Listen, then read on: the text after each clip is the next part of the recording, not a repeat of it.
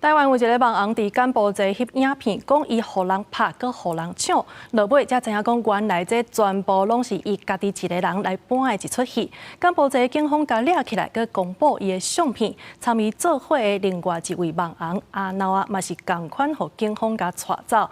这柬埔寨警方是表示讲，因就是雕工要来制作话题，互网友对柬埔寨有误解。外交部及驻外管处均未接获当事人及其家属联系寻求协助。有关当事人遭到柬埔寨警方逮捕及后续情形，外交部尊重柬埔寨警方以及司法单位的调查与审理。相关驻外管处也会协助确保国人在当地受到公平的司法程序以及合理对待，并将提供必要协助。